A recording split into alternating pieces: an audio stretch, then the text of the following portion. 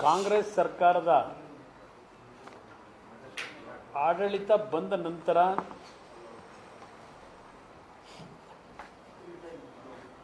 ರಾಜ್ಯದಲ್ಲಿ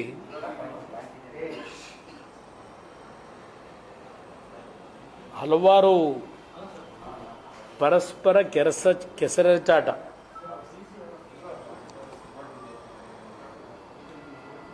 ಮತ್ತು ಆಡಳಿತ ಪಕ್ಷ ಮತ್ತು ವಿರೋಧ ಪಕ್ಷಗಳ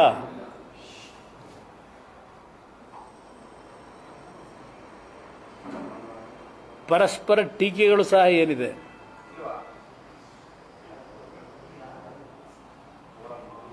ಈಗ ಅಂತಿಮವಾಗಿ ಒಂದು ಹಂತಕ್ಕೆ ಬರ್ತಕ್ಕಂಥ ಒಂದು ವಾತಾವರಣ ಕ್ರಿಯೇಟ್ ಮಾಡ್ಕೊಂಡಿದ್ದಾರೆ ಸರ್ಕಾರ.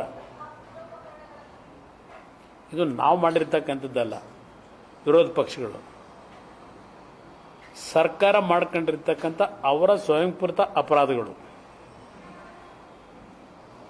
ಈ ನಡುವೆ ನನ್ನ ಹೆಸರು ಈಗ ತುಣುಕಾಕಿದೆ. ಸರ್ಕಾರದ ವತಿಯಿಂದ ಕುಮಾರಸ್ವಾಮಿಯ ಬಗ್ಗೆ ರಾಜ್ಯದ ಗೌರವಾನ್ವಿತ ರಾಜ್ಯಪಾಲರಿಂದ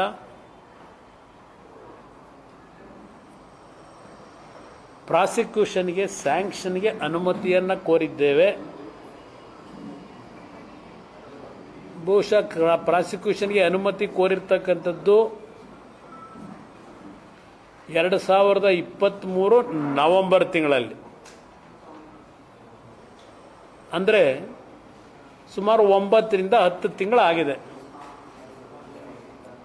ಬೆಳಗ್ಗೆನೂ ಯಾವುದೋ ಒಂದು ಚಾನೆಲ್ನಲ್ಲಿ ನೋಡ್ತಾ ಇದ್ದೆ, 10 ಗಂಟೆ ವರ್ಸಸ್ 10 ತಿಂಗಳು ಅಂತ ಹೇಳಿ, 10 ಗಂಟೆ ವರ್ಸಸ್ 10 ತಿಂಗಳು ಅಂತಕ್ಕಂಥ ಒಂದು ಸ್ಟೋರಿನೂ ಗಮನಿಸ್ತಾ ಇದ್ದೆ. ಮತ್ತೆ ನಿನ್ನೆಯಿಂದ ಬೆಳಗ್ಗೆಯಿಂದ ಸಂಜೆವರೆಗೆ ಕುಮಾರಸ್ವಾಮಿಗೆ ಮತ್ತೆ ಏನೋ ಒಂದು ಗಣಿಯ ಸಂಕಷ್ಟ ಇವತ್ತು ಅವರ ಪಾಲಿಗೆ ಪ್ರಾರಂಭ ಆಗಿದೆ ಅಂತಕ್ಕಂಥ ಒಂದು ವರದಿಗಳು ಸುದೀರ್ಘವಾಗಿ ಎಲ್ಲ ಮಾಧ್ಯಮಗಳಲ್ಲೂ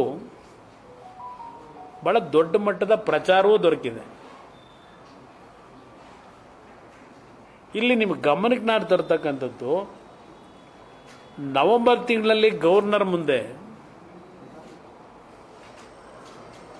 ನನ್ನ ಪ್ರಾಸಿಕ್ಯೂಷನ್ಗೆ ಸ್ಯಾಂಕ್ಷನ್ಗೆ ಈಗ ಹೋಗ್ಲಿಕ್ಕೆ ಕಾರಣ ಏನು? ಯಾವ ಕಾಂಗ್ರೆಸ್ ಸರ್ಕಾರ 2023 ಜೂನ್ ಜುಲೈನಲ್ಲಿ ಅಧಿಕಾರಕ್ಕೆ ಬಂದರು, ಬಂದ ಮೊದಲನೇ ದಿನದಿಂದಲೇ ವರ್ಗಾವಣೆ ದಂಧೆಗಳೇನು ಪ್ರಾರಂಭ ಮಾಡಿದರು, ಅದರ ಬಗ್ಗೆ ನಾನು ಸ್ವಲ್ಪ ದೊಡ್ಡ ಮಟ್ಟದಲ್ಲಿ ವಾಗ್ದಾಳಿ ಮಾಡಿದಂಥದ್ದು ಸರ್ಕಾರಕ್ಕೆ ಎಲ್ಲೋ ಒಂದು ಕಡೆ ಮುಜುಗರ ಪ್ರಾರಂಭ ಆಯಿತು. ಹಿಟ್ ಅಂಡ್ ರನ್ ಅಂದರು, ಪಲಾಯನವಾದ ಮಾಡ್ತಾನೆ ಕುಮಾರಸ್ವಾಮಿ ಅಂದರು, ಎಲ್ಲ ರೀತಿ ಮಾಡಿದ್ದು ನೋಡಿದ್ದೇನೆ. ಈ ಹಿನ್ನೆಲೆಯಲ್ಲಿ ನಾನು ಯಾವಾಗ ಸರ್ಕಾರದ ಮೇಲೆ ದೊಡ್ಡ ಮಟ್ಟದ ವಾಗ್ದಾಳಿಗಳನ್ನು, ಈ ಸರ್ಕಾರ ನಡ್ಕೊಳ್ತಾ ಇರ್ತಕ್ಕಂಥ ರೀತಿಗಳ ಬಗ್ಗೆ ಕಠಿಣವಾಗಿ ವಿರೋಧ ಪಕ್ಷದ ಸ್ಥಾನದಲ್ಲಿ ಕೆಲಸ ಪ್ರಾರಂಭ ಮಾಡಿದೆ,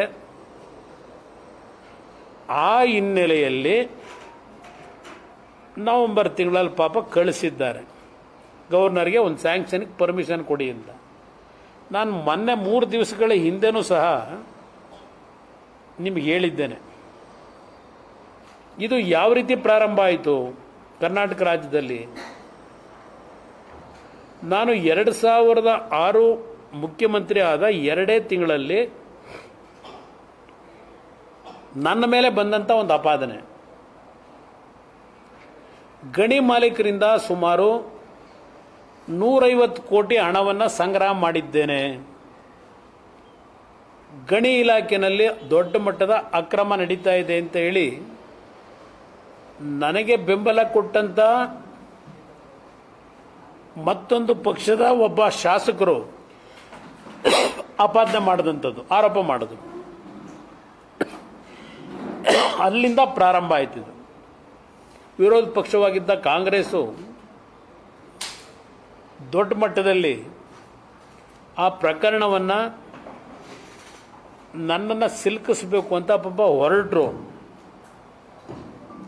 ನಾನು ಅವತ್ತು ಸಹ ಹೇಳಿದ್ದೇನೆ, ವಿಧಾನಸಭೆ ಕಲಾಪದಲ್ಲಿ ಮೊನ್ನೆನೂ ಹೇಳಿದ್ದೇನೆ, ಇನ್ನೊಂದು ಸಲ ರಿಪೀಟ್ ಮಾಡಿದ್ದೀನಿ. ನಾನು ನನಗಿರ್ತಕ್ಕಂಥ ಶಾಸಕರ ರಕ್ಷಣೆಯನ್ನು ಪಡೆದು ನನ್ನ ಮೇಲಿರ್ತಕ್ಕಂಥ ಆಪಾದನೆಯನ್ನು ನಾನು ಶಾಸಕರ ಸಂಖ್ಯೆಯಿಂದ ರಕ್ಷಣೆ ಪಡೆಯಲ್ಲ, ಏಕಾಂಗಿಯಾಗಿ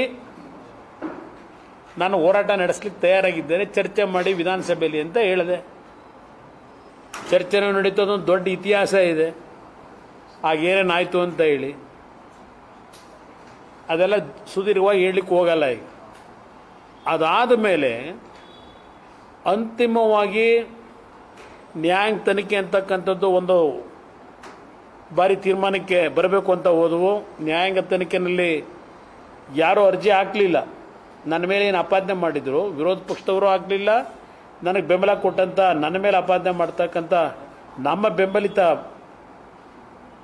ಪಕ್ಷದ ಶಾಸಕರು ಸಹ ಏನೂ ಅರ್ಜಿ ಹಾಕಲಿಲ್ಲ. ಆಗ ನಾನು ಅವತ್ತಿನ ಲೋಕಾಯುಕ್ತ ಅವರಿಗೆ ಸಂಪೂರ್ಣವಾಗಿ ಗಣಿಗೆ ಸಂಬಂಧಪಟ್ಟಂಥ ಎಲ್ಲ ರೀತಿಯ ಅಕ್ರಮಗಳ ಬಗ್ಗೆ ತನಿಖೆಗೆ ಆದೇಶ ಮಾಡಿದ್ವು. ತನಿಖೆಗೆ ಆದೇಶ ಮಾಡಿದವನು ನಾನೇ. ಅಲ್ಲಿಂದ ಈ ಒಂದು ಗಣಿ ಅಕ್ರಮದ ಪ್ರಕರಣಗಳು ಪ್ರಾರಂಭ ಆಯಿತು. ನಂತರ ಲೋಕಾಯುಕ್ತ ಅವರು ಬಹುಶಃ 2010, 2009, 2011 ಕೊಟ್ಟಿದ್ದಾರೆ, ರಿಪೋರ್ಟ್ ಕೊಟ್ಟರು. 2-3 ಟ್ರಂಕ್ಗಳಲ್ಲೇ ತಂದು ಕೊಟ್ಟಿದ್ದಾರೆ ಸರ್ಕಾರಕ್ಕೆ. 2-3 ಟ್ರಂಕೆ ತಗೊಂಬೋದು. ನೀವೆಲ್ಲ ಬಹುಶಃ ಮರ್ತು ಬಿಟ್ಟಿದ್ದೀರಿ ಏನೋ ಗೊತ್ತಿಲ್ಲ, ಲೋಕಾಯುಕ್ತ ಕಚೇರಿಯಿಂದ. ಅದರಲ್ಲಿ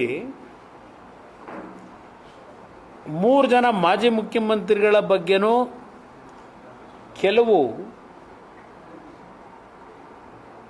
ವಿಷಯಗಳನ್ನು ಪ್ರಸ್ತಾಪ ಮಾಡಿದ್ದಾರೆ. ಎಸ್.ಎಂ. ಕೃಷ್ಣ ಅವರು, ಧರ್ಮಸಿಂಗ್ ಅವರು, ನನ್ನದು ಸಹ 3 ಸೇರಿ ಒಂದು ಚಾಪ್ಟರ್ಗಳಿದ್ದಾಗ ಬೇರೆ ಚಾಪ್ಟರ್ಗಳ ಜೊತೆಯಲ್ಲಿ. ಅದರಲ್ಲಿ ನನ್ನ 2 ತೀರ್ಮಾನಗಳು, ಜಂತ್ಕಲ್ಲು ಮತ್ತು ಸಾಯಿ ವೆಂಕಟೇಶ್ವರ, ಈ 2 ತೀರ್ಮಾನಗಳ ಬಗ್ಗೆ ಅವರು ಕೊಟ್ಟಿರ್ತಕ್ಕಂಥ ಯು.ವಿ. ಸಿಂಗ್ ಅವರು ಏನು ಕೊಟ್ಟಿರ್ತಕ್ಕಂಥ ವರದಿ ಏನಿದೆ, ಆ ವರದಿನಲ್ಲಿ ಅವತ್ತಿನ ಮುಖ್ಯಮಂತ್ರಿಗಳ 2 ಪ್ರಕರಣದಲ್ಲಿ we have seen the decision by the chief minister some misconduct in his decision. That is the report ultimately 2 ಇಶ್ಯೂಗಳಿಗೆ. ಆದರೆ ನಾವು ಅವರ ಮೇಲೆ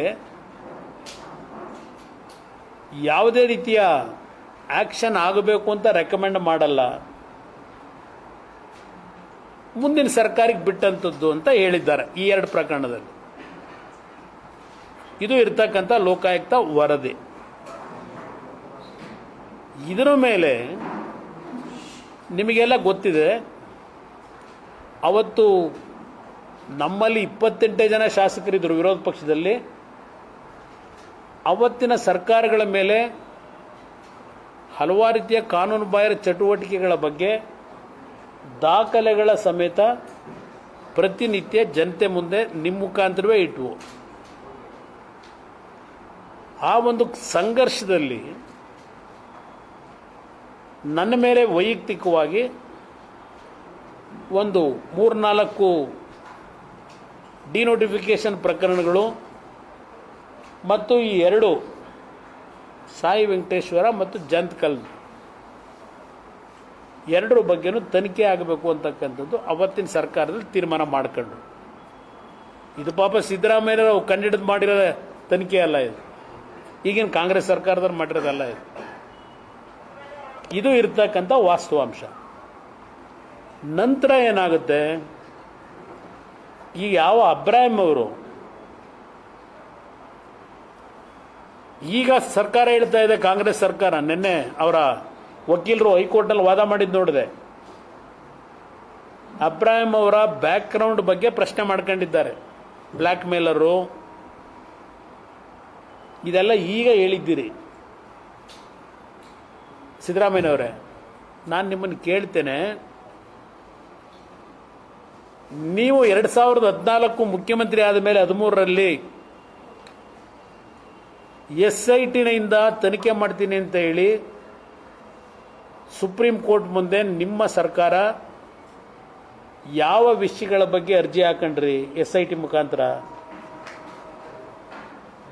ಇದೇ ಅಬ್ರಾಹಿಂ ಅವರು ಸುಪ್ರೀಂ ಕೋರ್ಟ್ ಮುಂದೆ ಹೋಗಿ ಅರ್ಜಿ ಹಾಕಿದ್ದ ಆ ಒಂದು ಅರ್ಜಿಗಳ ಬಗ್ಗೆ ತಾನೇ ತನಿಖೆಗೆ ನೀವು ಆದೇಶ ಮಾಡ್ತೀವಿ ಅಂತ ಕೋರ್ಟ್ ಮುಂದೆ ಹೋಗಿದ್ದು SIT ಮುಖಾಂತರ. ಈಗ ಅಬ್ರಾಹಿಂ ಅವರು ನಿಮಗೆ ಬ್ಲ್ಯಾಕ್ ಮೇಲರ್ ಅಂತ ಕಾಣ್ತಾ ಇದೆ. ಅವತ್ತು ಅವರಿಗೆ ನಿಮ್ಗೆ ಹೀರೋ ಅಬ್ರಾಹಿಂ ಅವರು. ಅಬ್ರಾಹಿಂ ಏನು ಮಾಡಿದ್ರು, ಇಲ್ಲಿ ನಿಮ್ಮ court hall number 23 court hall ನಂಬರ್ 23ರಲ್ಲಿ 2011 ಅವರು ಕೋರ್ಟ್ಗೆ ಹೋಗ್ತಾರೆ. 2011ರಲ್ಲಿ 3/12/2011ರಲ್ಲಿ additional city civil and sessions court 23ನೇ ಕೋರ್ಟ್ ಹಾಲ್ ನಂಬರು, ಅಲ್ಲಿ ಅವರು ಪ್ರೈವೇಟ್ ಕಂಪ್ಲೇಂಟ್ನ ಫೈಲ್ ಮಾಡ್ತಾರೆ. ಆ ಪ್ರೈವೇಟ್ ಕಂಪ್ಲೇಂಟ್ನ ಫೈಲ್ ಮಾಡಿದ್ದು SM ಕೃಷ್ಣ ಅವ್ರ ಮೇಲೆ, HD ಕುಮಾರಸ್ವಾಮಿ ಮೇಲೆ, ಧರ್ಮಸಿಂಗ್ ಅವ್ರ ಮೇಲೆ. ಅಲ್ಲಿ ಆ 23ನೇ ಕೋರ್ಟ್ ಹಾಲ್ನಲ್ಲಿ, additional city civil and session court ಹಾಲ್ನಲ್ಲಿ ನೀವು ಲೋಕಾಯುಕ್ತ ಇನ್ವೆಸ್ಟಿಗೇಟ್ ಏನು ಮಾಡಿದ್ದಾರೆ, ನೀವು ಅಲ್ಲೇ ಲೋಕಾಯುಕ್ತ ಮುಂದೆನೇ ಅರ್ಜಿ ಹಾಕೊಳ್ಳಿ ಅಂದರು. ಇನ್ವೆಸ್ಟಿಗೇಷನ್ಗೆ ಕೇಸಲ್ಲೇ ಮಾಡ್ಕೊಳ್ಳಿ ಅಂತ 3/12/2011ರಲ್ಲಿ. 8/12/2011ಕ್ಕೆ ಇದೇ ಪ್ರಿವೆನ್ಷನ್ ಆಫ್ ಕರಪ್ಷನ್ ಆಕ್ಟಲ್ಲಿ ಫಾರೆಸ್ಟ್ ಕನ್ಸರ್ವೇಷನ್ ಆ್ಯಕ್ಟು ಇದೆಲ್ಲ ಎಲ್ಲ ಇದೆ, ಅದೆಲ್ಲ ಡೀಟೇಲ್ ಬೇಡ. ಇದೆಲ್ಲವನ್ನ ಇಟ್ಕೊಂಡು SM ಕೃಷ್ಣ, ಧರ್ಮಸಿಂಗು, ಕುಮಾರಸ್ವಾಮಿ ಮತ್ತು ಅನದರ್ 11 ಅದರ್ ಮೆಂಬರ್ಸ್ ಎಲ್ಲರ ಮೇಲೂ ಇನ್ವೆಸ್ಟಿಗೇಷನ್ ಆಗಬೇಕು ಅಂತ ಲೋಕಾಯುಕ್ತ ಮುಂದೆ ಹೋದರು, ಲೋಕಾಯುಕ್ತ ಕೋರ್ಟಿಗೆ. ಇದು ಬ್ಯಾಕ್ಗ್ರೌಂಡಲ್ಲಿ ಇರ್ತಕ್ಕಂಥದ್ದು. ಇದು ಈಗೇನು ಪಾಪ ನಿನ್ನೆಯಿಂದ ನೀವೆಲ್ಲ ಭಾಳ ದೊಡ್ಡ ಮಟ್ಟದಲ್ಲಿ ಸರ್ಕಾರ ನಿಮಗೆ ಮಾಹಿತಿ ಕೊಟ್ಟು ನಿಮ್ಮಿಂದ ರಾಜ್ಯದ ಜನತೆಗೆ ಮಾಹಿತಿ ಕೊಡಿಸಿದ್ದಾರೆ. ಈ ಬ್ಯಾಕ್ಗ್ರೌಂಡ್ ನಿಮಗೆ ಇಟ್ಟಿದ್ದೇನೆ. ನಂತರ ನಾನು ಹೈಕೋರ್ಟ್ನಲ್ಲಿ ಒಂದು 482 ಹಾಕಿದೆ. ಹೈಕೋರ್ಟ್ನಲ್ಲಿ 20/1/2012 ನನ್ನ ಮೇಲಿದ್ದಂಥ ಪ್ರಕರಣ 150 ಕೋಟಿ ಪ್ಲಸ್ ಜನ್ಕಲ್ ಮೈನಿಂಗ್ದು 2 ಕ್ವಾಶ್ ಮಾಡಿ ತನಿಖೆ ರದ್ದು ಮಾಡಿ, ಸಾಯಿ ವೆಂಕಟೇಶ್ವರ ಒಂದನ್ನು ತನಿಖೆ ನೀವು ಮುಂದುವರಿಸ್ಕೊಳ್ಳಿ ಅಂತ ಹೇಳಿ ಹೈಕೋರ್ಟ್ನಲ್ಲಿ ಆದೇಶ ಆಯಿತು. ಇದನ್ನು ನಿಮ್ಮ ಗಮನಕ್ಕೆ ನಾನು ಮೊನ್ನೆನೂ ತಂದಿದ್ದೇನೆ. ಇಲ್ಲಿ SM ಕೃಷ್ಣ ಅವ್ರದ್ದು, ಧರ್ಮಸಿಂಗ್ ಅವರು ಕೇಸೇನಿತ್ತು, SM ಕೃಷ್ಣ ಅವರು ಸುಪ್ರೀಂ ಕೋರ್ಟ್ಗೆ ಅವರು ಸ್ಟೇ ಪಾಸ್ ಮಾಡಲಿಕ್ಕೆ ಅವರ ಅಡ್ವೊಕೇಟ್ಗಳು ಇಟ್ಕೊಂಡು ಏನೇನು ನಡೆದಿದೆ 2012ರಿಂದ ಎಲ್ಲ ಇಲ್ಲಿದೆ. SM ಕೃಷ್ಣ ಅವ್ರದ್ದು, ಅದರಲ್ಲೇ ನಮ್ಮದು ಇದು ಸೇರ್ಕೊಂಡಿದೆ. ಸುಪ್ರೀಂ ಕೋರ್ಟ್ನಲ್ಲಿ. ಬಟ್ ಎಸ್ ಎಂ ಕೃಷ್ಣ ಅವರಿಗೆ ರಿಲೀಫ್ ಕೊಟ್ಟಿದ್ದಾರಲ್ಲಿ ಸುಪ್ರೀಂ ಕೋರ್ಟಲ್ಲಿ. ಧರ್ಮಸಿಂಗ್ ಅವ್ರ ಮೇಲೂ 23-24 ಕೋಟಿ ಅವರಿಂದ ಸರ್ಕಾರದ ಎಕ್ಸ್ಚೆಕರ್ಗೆ ಲಾಸ್ ಆಗಿದೆ ಅಂತೇಳಿ ಅವೆಲ್ಲ ಲೋಕಾಯುಕ್ತ ರಿಪೋರ್ಟ್ ಕೊಟ್ಟರು. ಪಾಪ ಅವ್ರು ನಮ್ಮ ಮುಂದೆ ಇವತ್ತಿಲ್ಲ, ಅದನ್ನ ಚರ್ಚೆ ಮಾಡೋಕ್ಕೆ ಹೋಗಲ್ಲ, ಬಿಟ್ಬಿಡೋಣ. ಇದು ಒಂದು ಎಸ್ ಎಂ ಕೃಷ್ಣ ಅವರದು. ಒಂದು ನಾನು ಯಾವೊಂದು ಸುಪ್ರೀಂ ಕೋರ್ಟ್ ಮುಂದೆ ಈ ಹೈಕೋರ್ಟ್ನಲ್ಲಿ ಸಾಯಿ ವೆಂಕಟೇಶ್ವರದ್ದು ಒಂದು ಉಳಿತಲ್ಲ ನಂದು ತನಿಖೆ ವಿಷಯದಲ್ಲಿ. 2014ಕ್ಕೆ ನಾನು ಸುಪ್ರೀಂ ಕೋರ್ಟ್ ಮುಂದೆ ಹೋದೆ. ಆ ಸನ್ಮಾನ್ಯ ಸಿದ್ದರಾಮಯ್ಯನವರೇ ಮುಖ್ಯಮಂತ್ರಿಗಳು. ಇಲ್ಲಿ ಯಾವೊಂದು ಹೈಕೋರ್ಟ್ನ ಆದೇಶ ಮಾಡಿದ್ರು ಅದರ ಬಗ್ಗೆ ಕರ್ನಾಟಕ ರಾಜ್ಯ ಸರ್ಕಾರ SIT ಅಲ್ಲಿ ತನಿಖೆ ಮಾಡಲಿಕ್ಕೆ ನಮಗೆ ಅವಕಾಶ ಕೊಡಿ ಅಂತೇಳಿ ರಾಜ್ಯ ಸರ್ಕಾರ ಹೋದರು. ಸಿದ್ದರಾಮಯ್ಯನ ಕಾಲದ ಸರ್ಕಾರ 3/2/2014 ನಾನು ಮೊನ್ನೆನೂ ಹೇಳಿದ್ದೀನಿ ನಿಮಗೆ, the supreme court, honourable supreme court has directed listing of the matter along with SLP criminal number 743 of 2012 Shri SM Krishna versus state of Karnataka. Then 2017ಕ್ಕೆ ಇದನ್ನು ನಾನು ಹಾಕಿದ ಕೇಸ್ನ ಅದಕ್ಕೆ ಲಿಸ್ಟ್ ಮಾಡ್ಕೊಳ್ಳಿ, SM ಕೃಷ್ಣ ಅವ್ರದ್ದು ಬರುತ್ತಲ್ಲ ಅದರಲ್ಲೇ ಲಿಸ್ಟ್ ಮಾಡ್ಕೊಳ್ಳಿ ಅಂತೇಳಿ 2014ರಲ್ಲಿ 3/2/2014ಕ್ಕೆ ಸುಪ್ರೀಂ ಕೋರ್ಟ್ ಒಂದು ತೀರ್ಪು ಕೊಟ್ಟಿದ್ದು ಆದೇಶ. 2017ರಲ್ಲಿ ಸ್ಪೆಷಲ್ ಇನ್ವೆಸ್ಟಿಗೇಷನ್ ಟೀಮ್ ಆಗಿ ಬಂತು. ಅಷ್ಟರೊಳಗೆ ಅವತ್ತು ಸಹ ಈ ಸರ್ಕಾರದ ಸಿದ್ದರಾಮಯ್ಯ ಕಾಲದ ಸರ್ಕಾರ ಯಾವ ರೀತಿಯಲ್ಲಿ ನಾನು ಹೋರಾಟ ನಡೀತಾ ಇತ್ತಲ್ಲ ಆಗಲೂ ಸಹ ಪಾಪ ಅವರಿಗೆ ಇರಿಸು ಮುರುಸು ಏನಾದರೂ ಮಾಡಿ ಕುಮಾರಸ್ವಾಮಿನ ಜೈಲಿಗೆ ಕಳಿಸ್ಲೇಬೇಕು ಅಂತ ನನ್ನ ಮೇಲೆ ಏನು SIT ರಚನೆ ಮಾಡಿ ತನಿಖೆಗೆ ಆದೇಶ ಮಾಡೋಕ್ಕೆ ತಗೊಂಡ್ರು. ಇಲ್ಲಿ ಸುಪ್ರೀಂ ಕೋರ್ಟ್ ಏನು ಹೇಳಿದ್ರು, special investigation team to make a thorough investigation with regard to the allegations which has been made in the complaint against the petitioners. ಒಂದು ಅದಕ್ಕೆ ಕಂಡೀಷನ್ಗಳು ಹಾಕಿದ್ರು. It was further directed that the SIT shall file a report before the court in respect of the investigation, so to be carried out within a period of 3 months. 2017 ಕೊಟ್ಟಿದ್ದು from the date of order 2017, ಇವತ್ತು 2024. It was made clear that no other court shall pass any other orders with regard to these matters till the matter are finally decided by the Honorable Supreme Court. It was directed that the interim order dated 16/11/2016 passed about SM Krishna shall continue ಅಂದರು. ಅವ್ರಿಗೆ stay continue ಮಾಡ್ಕೊಂಡ್ರು. ಇದು ತನಿಖೆ ಅಂತ ಆಯಿತು. ಇಲ್ಲಿ ಉದಯವಾಣಿ ಕೊಡೋಣಲ್ಲಿ ಸುಮ್ಮನೆ ಇದನ್ನು ಪಾಪ ಇದನ್ನು ಬರೆದಿರಿ ಪಾಪ ಉದಯವಾಣಿ ಇಲ್ವಾ ಇವತ್ತು ನೋಡಿದೆ. ಈ ಸಂಬಂಧ 15ರಲ್ಲಿ HDK ಬಂಧನ ಜಾಮೀನು. ಇದು ನನಗೆ SITನಲ್ಲಿ ಒಂದು ನೋಟಿಸ್ ಕೊಟ್ಟರು. ನಾನು SITಗೆ ಆ ನೋಟಿಸ್ನ ಅಕ್ಸೆಪ್ಟ್ ಮಾಡಿ ಹೋಗಿ ಡೈರೆಕ್ಟಾಗಿ ಭೇಟಿ ಮಾಡಬೇಕು ಅಂತ ತೀರ್ಮಾನಕ್ಕೆ ಬಂದೆ 2017. ಆಗ ನಮ್ಮ ಅಡ್ವೊಕೇಟ್ ಹೇಳಿದ್ರು, ನೋಡಿ ಹುಡುಗಾಟ ಆಡಬೇಡಿ.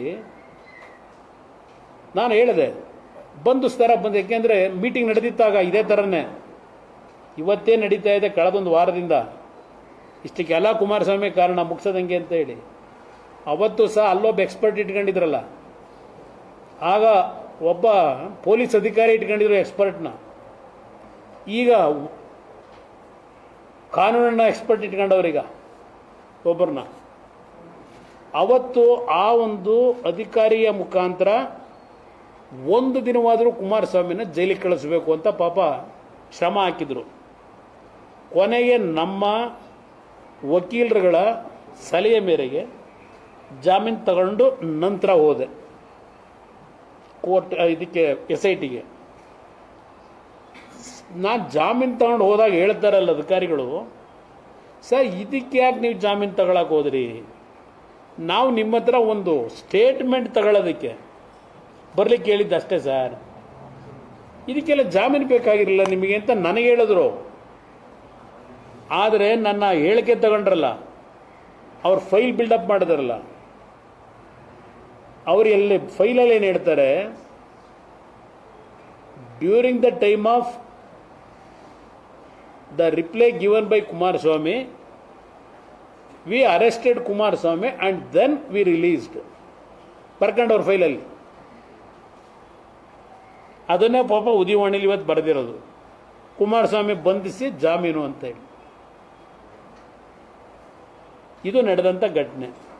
ಅವತ್ತು ಏನಾಗಲಿಲ್ಲ, ಕೇಳಿದ್ರು, ಅವ್ರೇನು ಕೇಳಿದ್ರು, ರಿಟರ್ನ್ ಸ್ಟೇಟ್ಮೆಂಟ್ ತಗೊಂಡ್ರು, ಬಂದೆ ವಾಪಸ್ಸು. ಜಾಮೀನು ಇದ್ದಿಲ್ಲ, ಅವತ್ತು ಅರೆಸ್ಟ್ ಮಾಡೋ ಪ್ರಯತ್ನ ಪಟ್ಟಿದ್ರು. ಅದು ಒಂದು ಭಾಗ. ಇಲ್ಲಿ ಸುಪ್ರೀಂ ಕೋರ್ಟ್ ಹೇಳಿದ್ದಲ್ಲ, 3 ತಿಂಗಳೊಳಗೆ ತನಿಖೆ ನಡೆಸಿ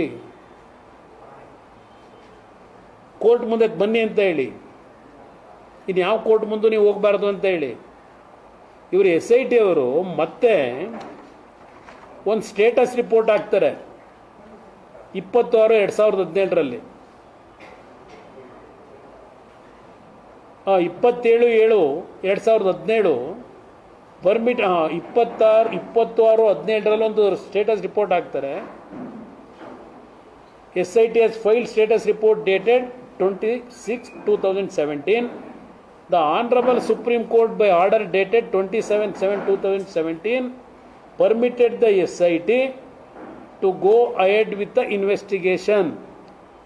However, it was directed that the final report shall not be filed till the next date of hearing ಅಂದರು. ದೆನ್ ಮತ್ತೆ 2018 ಜನವರಿ ತಿಂಗಳಲ್ಲಿ ಇನ್ನೊಂದು ಸ್ಟೇಟಸ್ ರಿಪೋರ್ಟ್ನ ಫೈಲ್ ಮಾಡ್ತಾರೆ SIT ಅವರು 2018ರಲ್ಲಿ. ಆಮೇಲೆ ಅವ್ರ ಜೊತೆನೇ ಸರ್ಕಾರ ಮಾಡಬೇಕಾಯ್ತು, ಕುಮಾರಸ್ವಾಮಿ ಮುಖ್ಯಮಂತ್ರಿ ಮಾಡ್ಕೊಂಡ್ರು. ಇಷ್ಟೆಲ್ಲ ಪಾಪ ನನ್ನ ಮೇಲೆ ಕೇಸ್ ಹಾಕ್ಸಿದವರು ಸಿದ್ದರಾಮಯ್ಯನವರು ಜೈಲಿಗೆ ಕಳಿಸೋಕ್ಕೆ, ಕೊನೆಗೆ ಅವರೇ ಮುಖ್ಯಮಂತ್ರಿ ಮಾಡಬೇಕಾಗಿ ಬಂತು, ಆ ಪಕ್ಷದವರೇ ಮಾಡ್ಕೊಂಡಿದ್ರು. ಇವತ್ತು ನಾನು ಈ ಸರ್ಕಾರಕ್ಕೆ ಹೇಳ್ತೇನೆ, ಇದೆಲ್ಲಪ್ಪ ಅದಂತೂ ಪ್ರಜಾವಾಣಿಲಿ ಇದೆಯಲ್ಲಪ್ಪ, ಅದು 61 ಕೇಸ್ ಇದೆಯಂತಲ್ಲ ನಿಮ್ಮ ಲೋಕಾಯುಕ್ತದಲ್ಲಿ,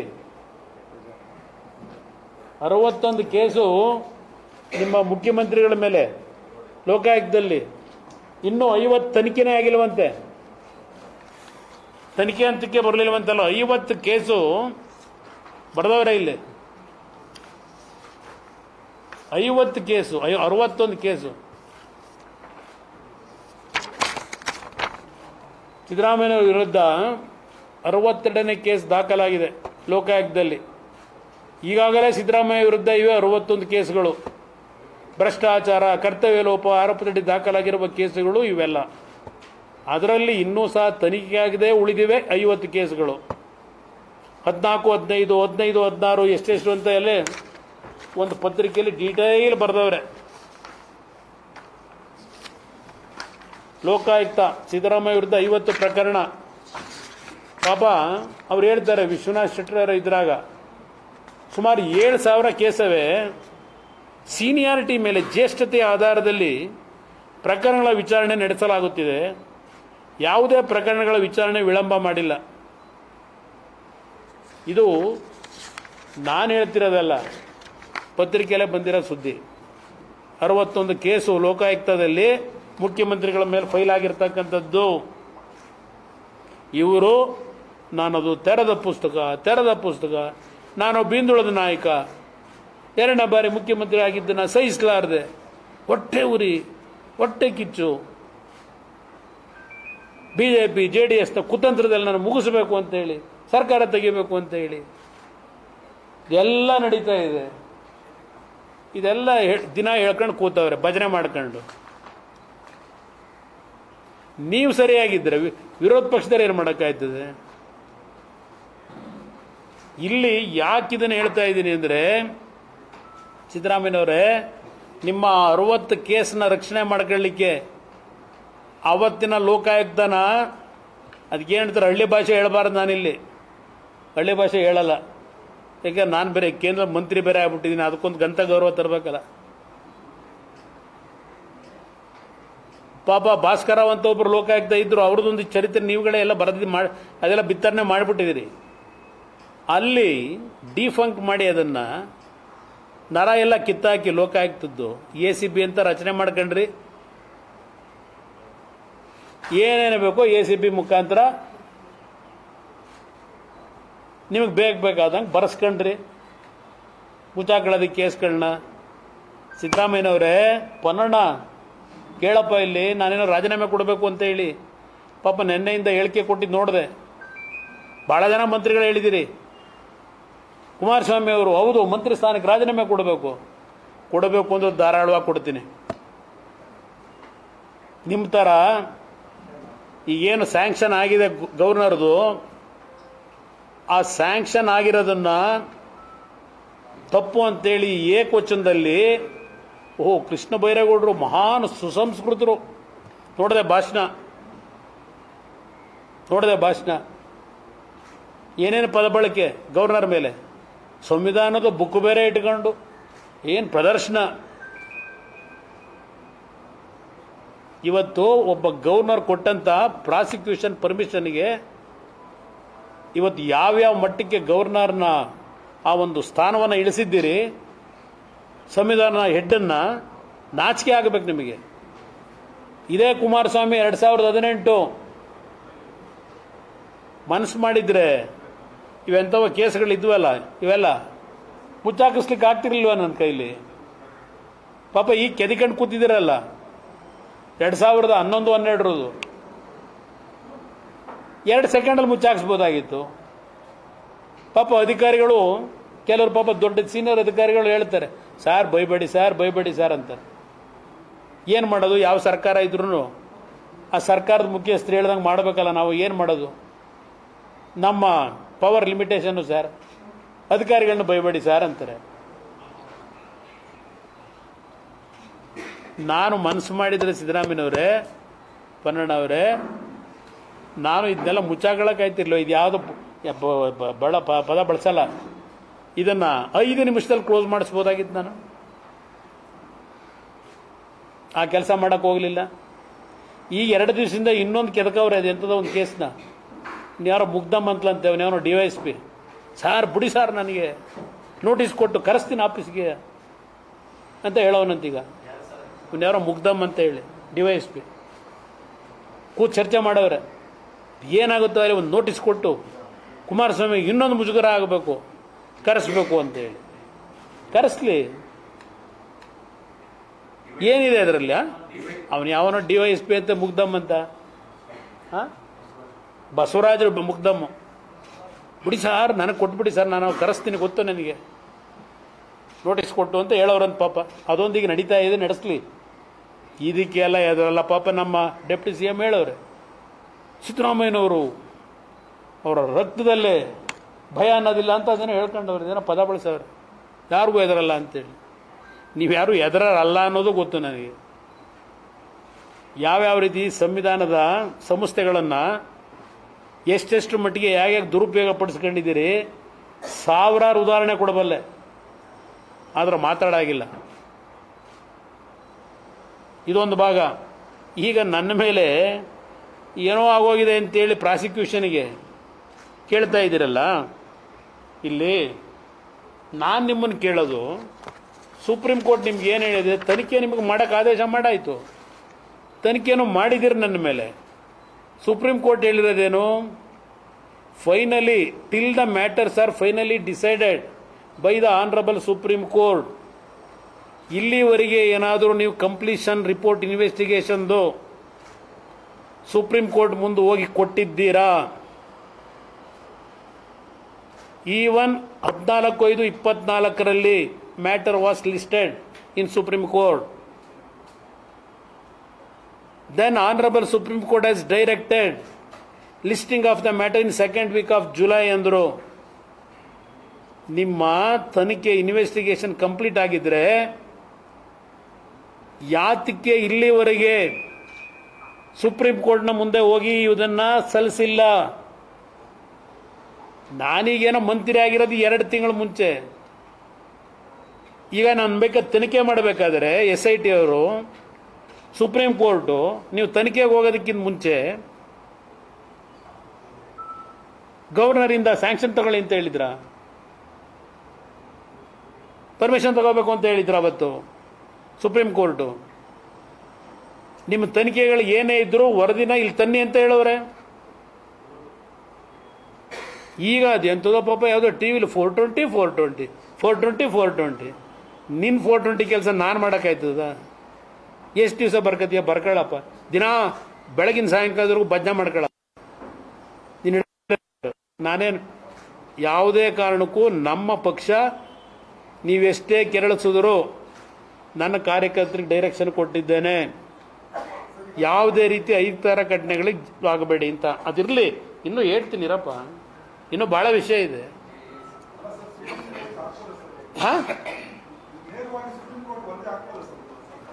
ಯಾಕೆ ಕೊಟ್ಟಿರೋದು? ಯಾಕೆ ಸುಪ್ರೀಂ ಕೋರ್ಟ್ ಇವ್ರಿಗೆ ಏನು ಹೇಳವ್ರೆ? ಸುಪ್ರೀಂ ಕೋರ್ಟ್ ಮುಂದೆ ಇಲ್ಲಿವರೆಗೆ ಏನು ವರದಿ ಕೊಟ್ಟಿದ್ದೀರಿ? ಸುಪ್ರೀಂ ಕೋರ್ಟ್ ಹೇಳಿರೋದು 2016ರಲ್ಲಿ 3 ತಿಂಗಳು ವರದಿ ಇನ್ವೆಸ್ಟಿಗೇಷನ್ ಮಾಡಿ ಫೈಲ್ ಮಾಡಿ ಅಂತ ಹೇಳಿದ್ರು. ಕೋರ್ಟ್ ಮುಂದೆ ಹೋಗಿ, ಗವರ್ನರ್ ಮುಂದೆ ಹೋಗಿ ಅಂತ ಹೇಳಿದ್ರ? 2017ರಲ್ಲಿ 3 ತಿಂಗಳು ಕೊಟ್ಟಿರೋದು. ಇವತ್ತು 2024.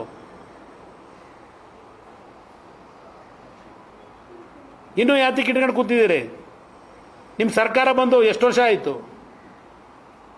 ಇಲ್ಲಿ ಆ ಸಾಯಿ ವೆಂಕಟೇಶ್ವರಕ್ಕೆ ಸಂಬಂಧಪಟ್ಟಿದ್ದು ಎಲ್ಲ ಇದರಲ್ಲಿದೆ. ಇದರೊಳಗೆ ಅದಕ್ಕೆ ಸಂಬಂಧಪಟ್ಟಿದ್ದು ಎಲ್ಲ ಕಡತಗಳಿದೆ. ನಿಮ್ಗೆ ಹೇಳಬೇಕು ಅನ್ನೋದು, ಅವನು ಯಾರೋ ಎಂಥದಪ್ಪ, ಸಾಯಿ ವೆಂಕಟೇಶ್ವರ ಮಿನರಲ್ಸ್ ಇವನು, ಅದೇನೋ ನಂದು ಸೈನಿನ ಬಗ್ಗೆ ನಡೀತಾ ಇದೆ ಇನ್ವೆಸ್ಟಿಗೇಷನ್. 5 ನಿಮಿಷದಲ್ಲಿ ಅದಕ್ಕೆ ಕ್ಲಾರಿಫಿಕೇಶನ್ ತಗೋಬೋದು, ಅಲ್ಲಿ ಏನೇನು ಫ್ರಾಡ್ ಆಗಿದೆ ಅಂತೇಳಿ. ಈ ಕಂಪನಿ ಕೋರ್ಟ್ಗಳನ್ನೇ ಯಾಮಾರಿಸಿದ್ದಾನೆ. ಎಲ್ಲ ಡಾಕ್ಯುಮೆಂಟ್ ಇಲ್ಲಿದೆ. ಇಲ್ಲಿ ಕೋರ್ಟ್ಗಳನ್ನೇ ಯಾಮಾರಿಸಿದ್ದಾನೆ. ಅವತ್ತಿನ ರಾಜ್ಯಪಾಲರು 2007 ಡಿಸೆಂಬರ್ ತಿಂಗಳಲ್ಲಿ ಅವ್ರ ಮುಂದೆ ಅರ್ಜಿಯನ್ನು ಕೊಟ್ಕೊಂಡಿದ್ದ. ಈಗ ನಾನೇನೋ ಸೈನ್ ಹಾಕಿದ್ದೀನಿ ಅಂತ ಹೇಳ್ತಾರಲ್ಲ, ಆ ಸೈನ್ನಲ್ಲಿ ನಾನು ಏನು ಆದೇಶ ಮಾಡಿದ್ದೆ, ಅದೇ ದಿವಸ ಅವನಿಗೆ ನಿಮ್ಮ ಮೈನಿಂಗ್ ಇಲಾಖೆಯವರು ಆದೇಶದ ಪತ್ರ ಕೊಟ್ರಲ್ಲ, ಅದರಲ್ಲಿ ಹೆಸರೇನಂತ ಬರೆದವ್ರೆ. ತನಿಖೆ ಮಾಡಿದ್ದೀರಾ ನೀವೆಲ್ಲ? ಏನೇನಿದೆ, ಏನೇನು ಫ್ರಾಡ್ ಆಗಿದೆ ಅವತ್ತಿದ್ದಲ್ಲೇ. ಅಲ್ಲಿ ಒಬ್ಬ ಅಧಿಕಾರಿ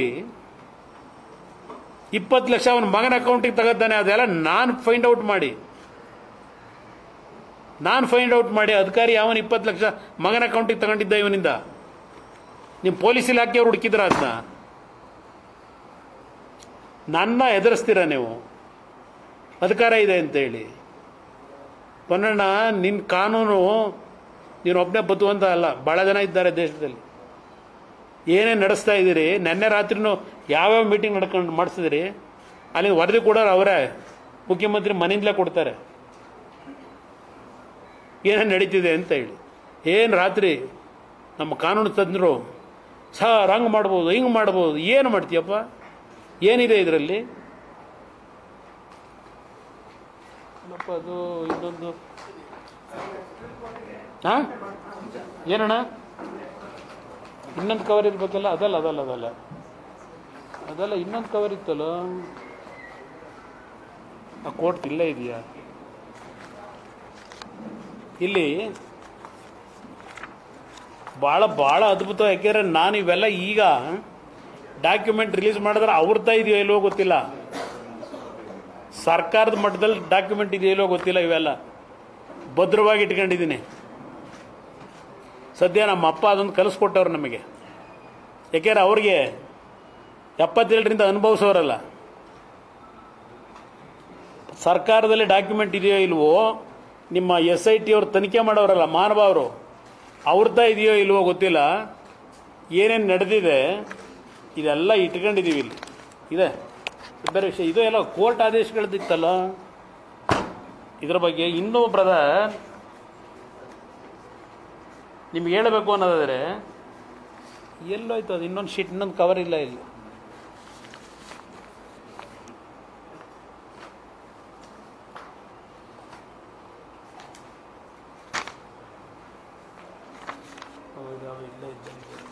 ಇಲ್ಲಿ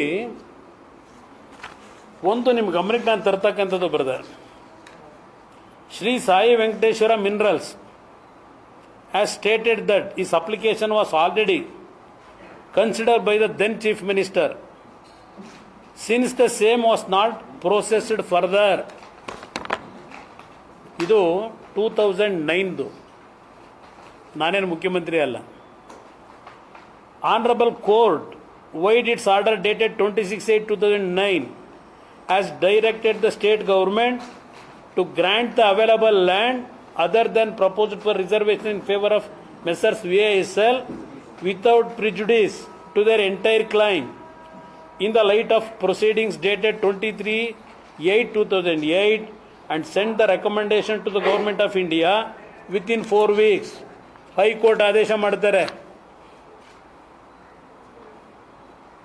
ನಾನು ಇಲ್ಲಿಗಲ್ ಆಗಿ ಮಾಡಿ ನಂದೇನಾದ್ರು ತಪ್ಪಿದ್ರೆ ನಾನು ಇನ್ನೂ ಅದರಲ್ಲಿ ಕಾಂಟ್ರವರ್ಸಿ ಇದೆ. ನನ್ನ ಹತ್ರ ಫೈಲ್ ಬಂದಿದೆಯೋ ಇಲ್ವೋ ಅದು ಇನ್ನೂ ಪ್ರೂವ್ ಆಗಬೇಕದು, ಏನೇನು ಮಾಡಿದೆ ಅದರಲ್ಲಿ ಅಂತ ಹೇಳಿ. ಸಾಯಿ ವೆಂಕಟೇಶ್ವರ ಅಂತೇಳಿ ಬರ್ಕೊಂಡವ್ರೆ, ಅದು ಯಾರು ಬರ್ಕೊಂಡವ್ರೆ ಪ್ರೂವ್ ಆಗಬೇಕದು ಆದೇಶದಲ್ಲಿ. ಅದಾದ ಮೇಲೆ ಅವನಿಗೆ ಕೊಡಬೇಕಾದ್ರೆ ಸಾಯಿ ವೆಂಕಟೇಶ್ವರ ಪ್ರೊಪರೈಟರ್ ವಿನೋದ್ ಗೋಯಲ್ ಅಂತ ಬರೆದ್ರಲ್ಲ, ಅದ್ಯಾರು ಬರೆದನು ಅದು ಪ್ರೂವ್ ಮಾಡಿದ್ದೀರ ಇನ್ವೆಸ್ಟಿಗೇಷನಲ್ಲಿ. ಭಾಳ ಇದೆ ಕತೆ ಇದು. ಇದು ಒಂದು ಭಾಗ.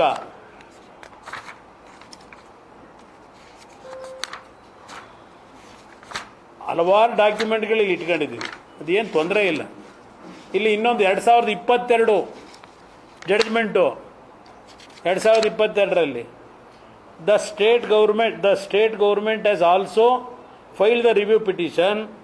It is further been stated that state government supreme court ಮುಂದೆ ಅರ್ಜಿ ಹಾಕಿರೋದು 2009ರಲ್ಲಿ. It is further been stated that no recommendation was made by the state of Karnataka in favor of respondent number 3 with regard to mining lease and the aforesaid documents is fake. ಇದು ರಾಜ್ಯ ಸರ್ಕಾರ case ಹಾಕಿದ್ದಾರೆ. Judgement 22ರಲ್ಲಿ ಬಂದಿದೆ. ಈ judgement 1 inch ಭೂಮಿలో 220 ಎಕರೆ ಕೋಟ್ಯಾಂತರ ರೂಪಾಯಿ ಬೆಲೆ ಬಾಳುತ್ತೆ. ಕೋಟಿ ಕೋಟಿ ಕೋಟಿ ಕುಮಾರಸ್ವಾಮಿ ಕೊಟ್ಬಿಟ್ಟವನೆ. ಇದು ನೆನ್ನೆಯಿಂದ ಹೊಡಿತಾವ್ರೆ. ಯಾವ ಕೋಟಿ, ಯಾರು ಕೊಟ್ಟಿದ್ದಾನು? ಅದು 22 ಜಡ್ಜ್ಮೆಂಟ್ ಕೊನೆಗೇನು ಹೇಳುತ್ತೆ?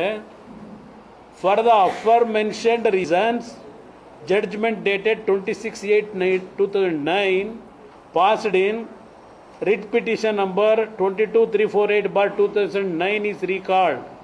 The writ petition filed by respondent number 3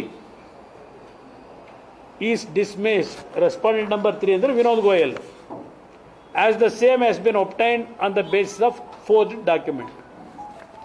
22 ಕೊಟ್ಟರೆ ಜಡ್ಜ್ಮೆಂಟ್. ಇಷ್ಟೆಲ್ಲ ಆಗಿದೆ. ಕುಮಾರಸ್ವಾಮಿದು ಏನಿದೆ ಇದರಲ್ಲಿ? ಅಧಿಕಾರಿಗಳು ಅವರು ಫೈಲ್ ಕ್ರಿಯೇಟ್ ಮಾಡೋರು, ತಳ ಹಂತದಿಂದ ಅವ್ರು ಮಾಡ್ಕೊಂಬರೋರು. ನಾನು ಮಾಡ್ತೀನ? ಇದು ಇರ್ತಕ್ಕಂಥ ಸಿಸ್ಟಮ್ಮು. ಅವ್ರು ಯಾರೋ ತಪ್ಪು ಮಾಡಿದರೆ ಹೆಂಗೆ ಮಾಡ್ತಾರೆ? ನನಗೇನಕ್ಕೆ ಸಂಬಂಧ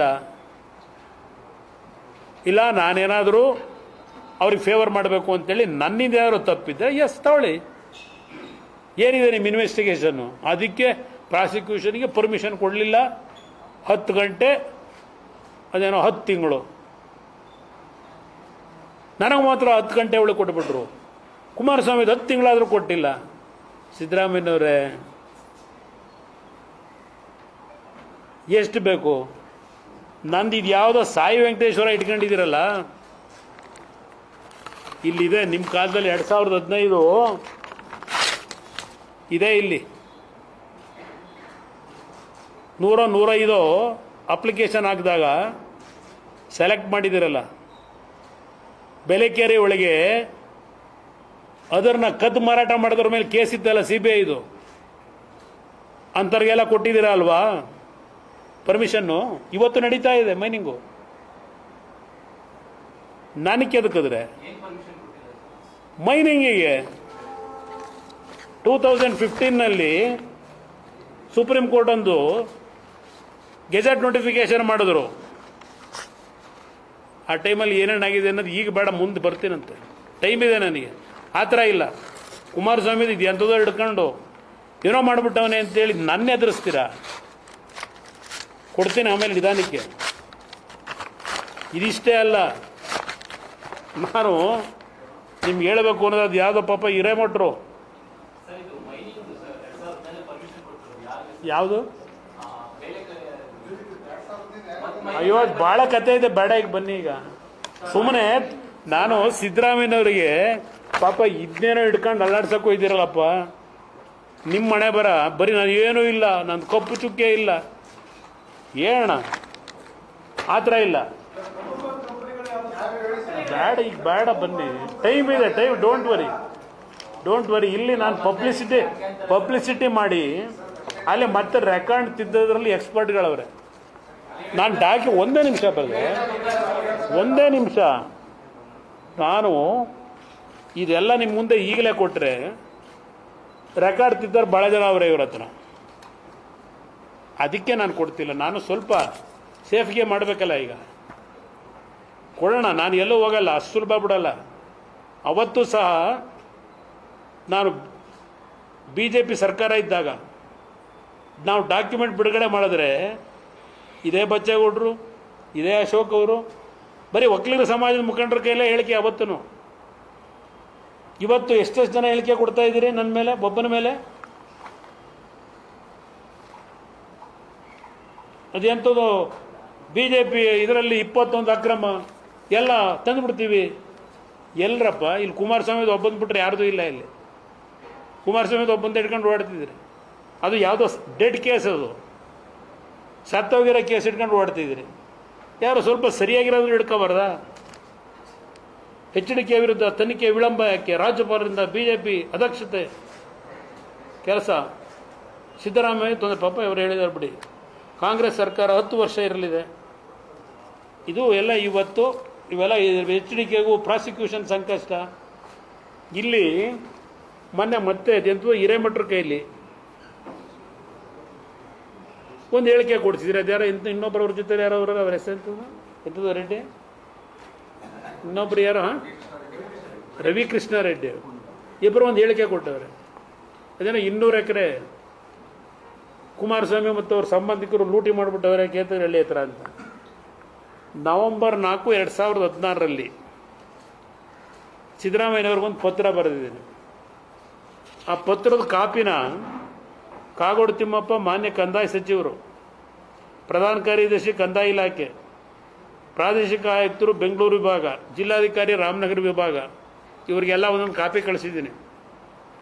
ನನ್ನ 46 ಎಕರೆ ಭೂಮಿ ಯಾವ ರೀತಿ ನಾವು ಕೊಂಡ್ಕೊಂಡಿರೋದು, ನಮ್ಮ ಚಿಕ್ಕಮ್ಮನ ಹೆಸರಿಗೆ ಯಾವ ರೀತಿ ಯಾರಿಂದ ಕೊಂಡ್ಕೊಂಡಿದ್ದೆ, ನಾನು ಎಷ್ಟು ಯಾವ ರೀತಿ ತೊಗೊಂಡಿದ್ದೆ, ಎಲ್ಲ ಡೀಟೇಲ್ನ ಹಾಕಿ ಮುಖ್ಯಮಂತ್ರಿಗಳಿಗೆ ಬರೆದೆ. ಇದು ಯಾತಕ್ಕೆ? ಪಾಪ ಅವರಿಗೆ ನಾನು ಒಂದು ಮಾತು ಹೇಳ್ತೀನಿ, ಹಿರೇಮಠ ಅವರಿಗೆ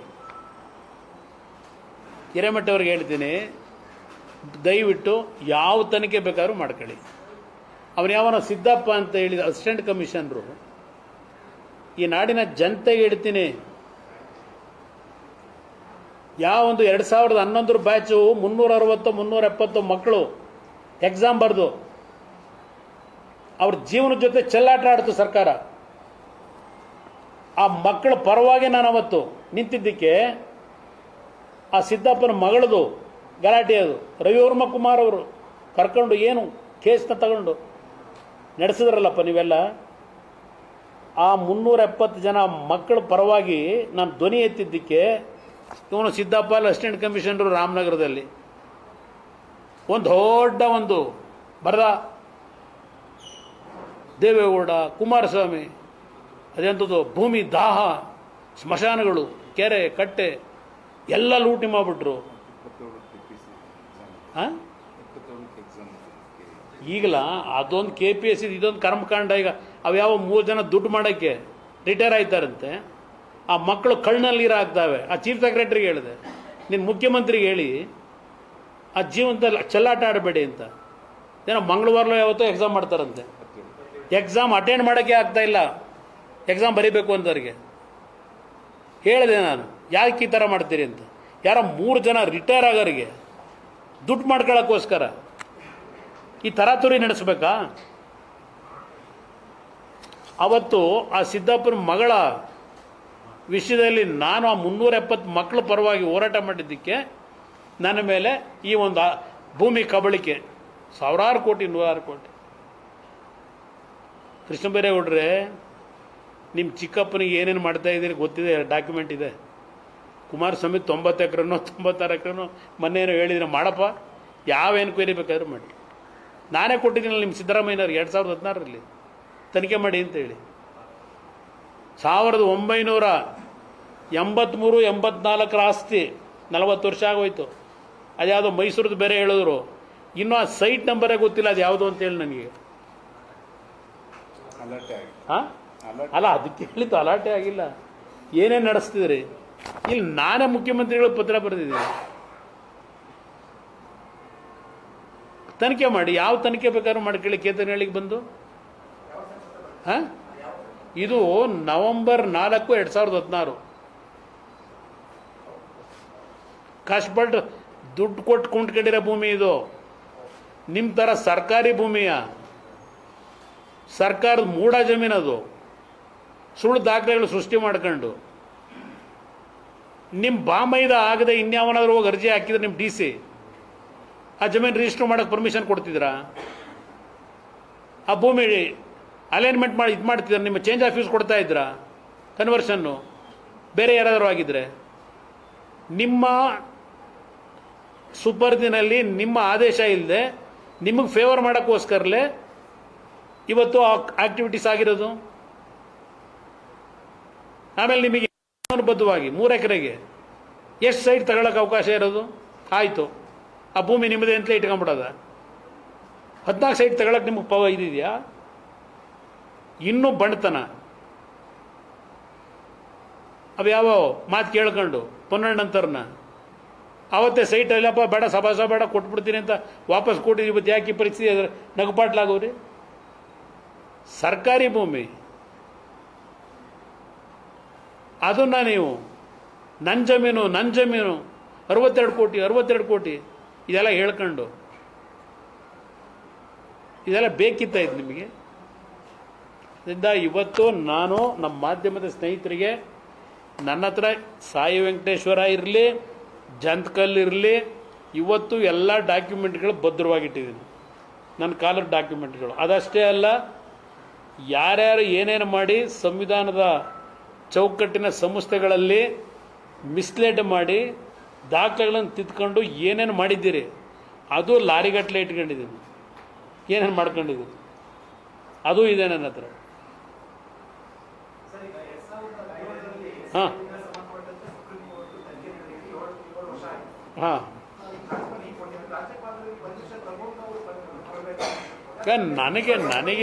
ನನಗೆ ಬ್ರದರ್ ರಾಜ್ಯಪಾಲರದು ಪರ್ಮಿಷನ್ಗೆ ಯಾಕೆ ಅರ್ಜಿ ಹಾಕೊಂಡ್ರು? ಈಗ ತನಿಖೆ SIT ಅವರು ಎಷ್ಟು ದಿವಸ ಬೇಕಿ ತನಿಖೆ ಮಾಡೋಕ್ಕಿದು? ನಾನು ಕೇಳೋದು SIT 2014 ನಾನು ಕೋರ್ಟ್ ಮುಂದೆ ಹೋಗಿದ್ದು. 2016 ಇವ್ರು ಇಂಟರ್ಫಿಯರ್ ಆದರು SIT ತನಿಖೆ ಮಾಡ್ತೀವಿ ಅಂತ. ಇದೇನಿದೆ ಇದರಲ್ಲಿ ರೆಕಾರ್ಡ್ ನೋಡಿ ತೀರ್ಮಾನ ತಗೊಳ್ಳೋದಕ್ಕೆ. ನನ್ನ ಹತ್ರ ಬಂದು ನನ್ನ ಹ್ಯಾಂಡ್ ರೈಟಿಂಗು ತಗೊಂಡೋಗವ್ರೆ, ನನ್ನ ಹ್ಯಾಂಡ್ ರೈಟಿಂಗು ತಗೊಂಡೋಗವ್ರೆ, ಸಿಗ್ನೇಚರ್ ಅಷ್ಟೇ ಅಲ್ಲ ಬ್ರದರ್, ಹ್ಯಾಂಡ್ ರೈಟಿಂಗು ತಗೊಂಡೋಗವ್ರೆ. ಇಲ್ಲಿ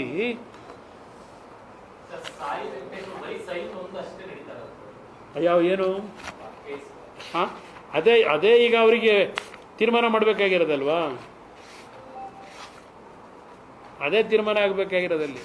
ನನ್ನ ಇದು ಬರೆದಿರೋದು ನಾನು ಬರೆದಿರೋದು ಯಾರು ಬರೆದಿರೋದು ಅಂತೇಳಿ ಅವರು ತೀರ್ಮಾನ ಮಾಡ್ಕೋಬೇಕಲ್ಲ ಇಲ್ಲಿ. ಆಮೇಲೆ ಅದೇಂಥದ್ದು ಪ್ರೊಪ್ರೈಟ್ರ್ ವಿನೋದ್ ಗೋಯಲ್ ಅಂತ ಸೇರಿಸೋರಲ್ಲ ಆದೇಶದ ಕಾಪಿಗೆ, ಯಾರು ಮಾಡಿದರು ತನಿಖೆ ಮಾಡ್ಕೊಳ್ಳಿ. ಹಿಡ್ಕೊಂಡಿರೋರು ಯಾರು? ನಾನು ಮಾಡಿದ್ದೀನ? ಮಾಡಿರೋರು ಯಾರು? ಇವೆಲ್ಲ ಇಲ್ಲಿ ನಾನು ನೋಡಿದ್ದೀನಿ. ಇಲ್ಲಿ ನನ್ನ ಹ್ಯಾಂಡ್ ರೈಟಿಂಗೇ ಅಲ್ಲ ಅದು. ಹಾಂ ಅವ್ರಿಗೆ ಅದನ್ನೇ ಈಗ ಆಗಿರೋದು. ಗವರ್ನರು ಎಂಥದ್ದು ನಿಮ್ಮ ಟಿ ವಿಗಳಲ್ಲಿ ಹೊಡೆದ್ರಲ್ಲ ಈಗ, ಗವರ್ನರು ಅದಕ್ಕೆ ಮತ್ತೆ ಪುನರ್ ಪರಿಶೀಲನೆ ಮಾಡಿ ಕಳಿಸಿ ಅಂತ ಕೊಟ್ಟಿರ್ಬೇಕು ಅವರಿಗೆ. ಮೊನ್ನೆ ಕಳಿಸಿದ್ರು, ಅದಕ್ಕೆ ಮತ್ತೀಗ ಸರ್ಕಾರದಿಂದ ಮತ್ತೆ ತರಾತುರ್ಲಿ 2 ದಿವಸದಲ್ಲಿ ಕೊಟ್ಟವರಲ್ವಾ ಪುನರ್ ಪರಿಶೀಲನೆ ಮಾಡಿ ಅಂತೇಳಿ. ಇಲ್ಲಿ ಒಂದೇ ನಿಮಿಷ ಒಂದು ತೋರಿಸ್ತೀನಿ ನಿಮ್ಗೆ ಅಷ್ಟೇ.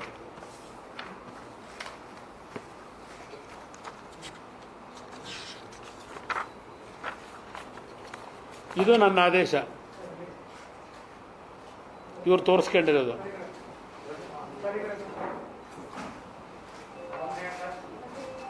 ಇಲ್ಲಿ ಏನಿದೆ, ಇಲ್ಲಿ ಸಾಯಿ ವೆಂಕಟೇಶ್ವರ ಅಂತ, ಅದು ನನ್ನ ಹ್ಯಾಂಡ್ ರೈಟಿಂಗೇ ಅಲ್ಲ. ಅದು ಯಾವ ಇಂಟರ್ನ್ಯಾಷನಲ್ FSL ಕಳಿಸ್ಕೊಂಡು ತನಿಖೆ ಮಾಡ್ಕೊಳ್ರಪ್ಪ, ಎಲ್ಲಿ ಬೇಕಾದ್ರೂ ತನಿಖೆ ಮಾಡ್ಕೊಳ್ಳಿ. ಇದು ಯಾರು ಬರದಾನೆ ಅವನು? ಇದು 6/10/2007. ಇದು ನನ್ನ ಸೈನ್ ಇದೇ ಅಲ್ಲ, ನನ್ನ ಹ್ಯಾಂಡ್ ರೈಟಿಂಗೇ ಅಲ್ಲ. ಯಾವನು ಬರ್ಕೊಂಡವನು? ಇದರಿಂದ ಇದೆಲ್ಲ ಭಾಳ ಇಶ್ಯೂಗಳಿದೆ. ಇದು ಭೂಮಿನೇ ಕೊಟ್ಟಿಲ್ಲ, ಇನ್ನೂ ದೊಡ್ಡ ಫ್ರಾಡ್ ಅಂತ ಆಲ್ರೆಡಿ ಪ್ರೂವ್ ಆಗಿದೆ. ಇದನ್ನು ಫ್ರಾಡ್ ಮಾಡಿಲ್ಲ ಅನ್ನೋದು ಯಾವ ಗ್ಯಾರಂಟಿ? ಇಷ್ಟೆಲ್ಲ ಮಾಡಿರೋರು ಯಾರ್ಯಾರು ಸೇರ್ಕೊಂಡವ್ರು ಇದರಲ್ಲಿ? ಯಾಕೊಬ್ಬ ಅಧಿಕಾರಿ ಅಕೌಂಟ್ಗೆ 20 ಲಕ್ಷ ಹೋಯ್ತಾಗ ಇವನಿಂದ? ಇದೆಲ್ಲ ಪ್ರೋಸೆಸ್ ಆದಾಗ ಇದಕ್ಕೆ ನಾನು ಪಾತ್ರನಾ? ಅದಕ್ಕೆ ಜೈಲಿಗೆ ಹೋಗಿ ಬಂದಾಗಿದೆ ಅವ್ರು. ಬನ್ನಿ, ಅವರಲ್ಲ, ಜಯಚಂದ್ರ ಅಲ್ಲ, 20 ಅದು ನಾವು ಅದೆಲ್ಲ ತೆಗೆದಿದ್ದಕ್ಕೆ ನಾನು ಸದ್ಯ ಬಚಾವಾದೆ. ನಾನು ಯಾಕೆ ಕಳಿಸ್ದೆ? ಅವ್ರು ಮಾಡ್ಕೋಬೇಕು, ಅವ್ರು ತೀರ್ಮಾನ ಮಾಡ್ಕೊಳ್ಳಿ, ನನಗೇನು ಸಂಬಂಧ ಇಲ್ಲ. FSLಗಾದರೂ ಕಳಿಸ್ಕೊಳ್ಳಿ, ಏನಾದರೂ ಕಳಿಸ್ಕೊಂಡು ಗವರ್ನರ್ ಹತ್ರ ಪರ್ಮಿಷನ್ನು ತಗೊಳ್ಳಿ. ಪಾಪ ಗವರ್ನರ್ ಯಾತಿಗೆ ಬೈತೀರಿ? ತಪ್ಪು ನೀವು ಇಟ್ಕೊಂಡಿದ್ದೀರಿ, ಅಲ್ಲಿ ತಪ್ಪು ನೀವು ಮಾಡ್ಕೊಂಡು ಗವರ್ನರ್ ಯಾಕೆ ಹೇಳ್ತೀರಿ? ಕೇಂದ್ರ ಸರ್ಕಾರ ಯಾಕೆ ಹೇಳ್ತೀರಿ? ಮಾಡ್ಕೊಂಡ್ರೆ ತಪ್ಪು ನೀವು. ಅವ್ರಿಗಿರೋದೇ ನಂದಲ್ಲ ಭಯ, ಇನ್ಯಾರು ಮಾತಾಡ್ತಾರೆ? ಇವೆಲ್ಲ ದಾಖಲೆ ಸಮೇತ ಇನ್ಯಾರು ಮಾಡೋಕ್ಕೆ ಸಾಧ್ಯ? ಕೋರ್ಟ್ ಆದೇಶಗಳನ್ನೂ ಇಲ್ಲಿ ಹೇಳ್ತಾ ಇದ್ದೀನಿ. ಇದ್ರದ್ದು ಏನಾಗಿದೆ? ಸಾಯಿ ವೆಂಕಟೇಶ್ವರ ಏನು ಮಾಡೋಕ್ಕೆ ಸಾಧ್ಯ ನನ್ನ ಮೇಲೆ ಇವರು?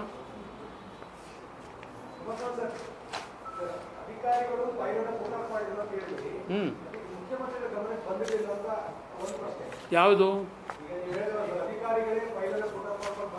ಹಾಂ ನೋಡಿ, ಇದು ನಾನು ಹೇಳ್ತಾ ಇರೋದು ಸರ್ಕಾರದ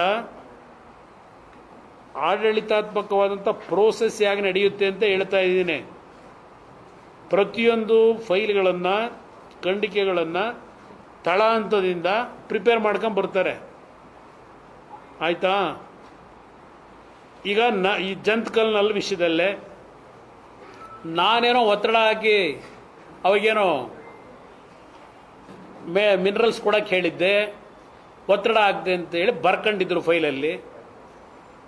ಆ ಫೈಲ್ ನನ್ನ ಮುಂದಕ್ಕೆ ಬಂದಿಲ್ಲ, ಅದು ಫೈಲೇ ಬಂದಿಲ್ಲ ನನ್ನ ಹತ್ರ. ನಾನೇನಾದರೂ ಒತ್ತಡ ಹಾಕಿದರೆ, ನಾನು ಒತ್ತಡ ಕಾನೂನು ಬಾಹಿರವಾಗಿ ಮಾಡಬೇಕು ಅಂತ ಹೇಳಿದರೆ, ನಿಮ್ಮ IAS ಅಧಿಕಾರಿಗಳಿಗೆ ಕಾನೂನು ಇರೋದೇನು? ಅವರಿಗೆ ಪಾಠ ಹೇಳ್ಕೊಡ್ತಾರಲ್ಲ ಅಲ್ಲೆಲ್ಲೋ ಡ್ಯಾರಡೂನಲ್ಲಿ ಕೆಲಸಕ್ಕೆ ಸೇರಬೇಕಾದ್ರೆ. ಯಾವುದಾದರೂ ಅಧಿಕಾರದಲ್ಲಿರ್ತಕ್ಕಂಥ ಮಂತ್ರಿನೋ ಮುಖ್ಯಮಂತ್ರಿನೋ ಕಾನೂನು ಬಾಹಿರವಾಗಿ ಆದೇಶ ಮಾಡು ಅಂತೇಳಿ ಒತ್ತಾಯ ಹಾಕಿದ್ರೆ ಇಮ್ಮಿಡಿಯೇಟಾಗಿ ಚೀಫ್ ಸೆಕ್ರೆಟರಿಗೆ ಅವನು ಹೋಗಿ ರಿಪೋರ್ಟ್ ಮಾಡಬೇಕು. ಆ ಫೈಲ್ ರಿಪೋರ್ಟ್ ಹೋಗಿದೆಯಾ ಚೀಫ್ ಸೆಕ್ರೆಟರಿಗೆ? ಮುಖ್ಯಮಂತ್ರಿಗಳು ಒತ್ತಡ ಹಾಕಿ ಮಾಡಿಸಿದ್ರು ಅಂತ ಹೇಳಿ ಹೋಗಿಲ್ಲ. ನನಗೆ ವಿಷಯ ಗೊತ್ತಿಲ್ಲ. ಆಮೇಲೆ ನನ್ನ ಮೇಲೆ ಕೇಸ್ ಬಂದ ಮೇಲೆ ಇವೆಲ್ಲ ಫೈಲ್ ತೆಗೆದ ನನಗೆ ಗೊತ್ತಾಗಿದ್ದು. ಅದರಿಂದ ಇಲ್ಲಿ ಪ್ರಶ್ನೆ 2007 ಘಟನೆ ಇದು. ಇವತ್ತು ನಾನು ಕೇಳಿದ್ರೆ ನಾನೇನು ಹೇಳಲಿ? ನೀವು ಸಾವಿರಾರು ಫೈಲ್ ತಂದಿರ್ತಾರೆ, ಬಂದಿದೆಯೋ ಬಿಟ್ಟಿದೆಯೋ ನನಗೇನು ಗೊತ್ತು? ಅವ್ರು ತೀರ್ಮಾನ ಮಾಡ್ಕೊಳ್ಳಿ. ನಾನು 2007 ಅದನ್ನೇ ಹೇಳ್ತಾ ಇರೋದು. ಈ ಫೈಲು ನನ್ನ ಮುಂದೆ ಬಂದಿತ್ತೋ ಬಂದಿಲ್ವೋ ತನಿಖೆ ಮಾಡ್ಕೊಳ್ಳಿ ಅವರು. ಇಲ್ಲಿ ಪ್ರಶ್ನೆ ಆ ಆದೇಶ ಇದೆಯಲ್ಲ, ಆ ಆದೇಶದ ಆ ಪುಟ ನೋಡಿದ್ರೇ ಅನುಮಾನಕ್ಕೆ ಎಂಥವ್ರಿಗೂ ಎಡೆ ಮಾಡಿಕೊಡ್ತದೆ. ಇಲ್ಲಿರತಕ್ಕಂಥ ಪ್ರಶ್ನೆ ತನಿಖೆ ಮಾಡಿ ಏನಾಗಿದೆ ಅಂತ ಸತ್ಯಾಂಶ ಹೊರಗೆ ತನ್ನಿ. ಹಾಂ,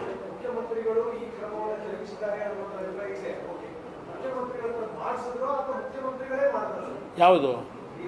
ಅಯ್ಯೋ, ನಿಮಗೆ ಕಳೆದ 7-8 ತಿಂಗಳಿಂದ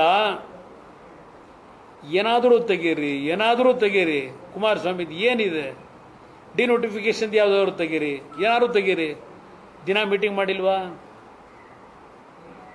ನಡೀತಾ ಇದೆ. ನಾನು ಯಾವಾಗ ಈ ಸರ್ಕಾರ ಬಂದ ಮೇಲೆ ವರ್ಗಾವಣೆ ದಂಧೆಗಳು ಏನು ಪ್ರಾರಂಭ ಆಯಿತು, ಹಲವಾರು ರೀತಿಯ ಕಾನೂನು ಬಾಹಿರ ಚಟುವಟಿಕೆಗಳ ಬಗ್ಗೆ ಸರ್ಕಾರಕ್ಕೆ ನಾನು ಇರುಸು ಮಾಡ್ತಾ ಇದ್ದೇನೆ ಅಂತಕ್ಕಂಥ ಪ್ರಾರಂಭಿಕ ಹಂತದಲ್ಲೇ ಅವರಿಗೆ ಏನು ನೋವಾಯಿತು ನನ್ನ ಬಗ್ಗೆ, ಏನಾದರೂ ಮಾಡಿ ಕುಮಾರಸ್ವಾಮಿ ಮುಗಿಸೋಕ್ಕೆ ಏನಾದರೂ ಹುಡುಕ್ರಪ್ಪ ಅಂತ ಹೇಳಿ ಎಷ್ಟು ಜನನ ಬಿಟ್ಕೊಂಡಿದ್ದೀರಿ?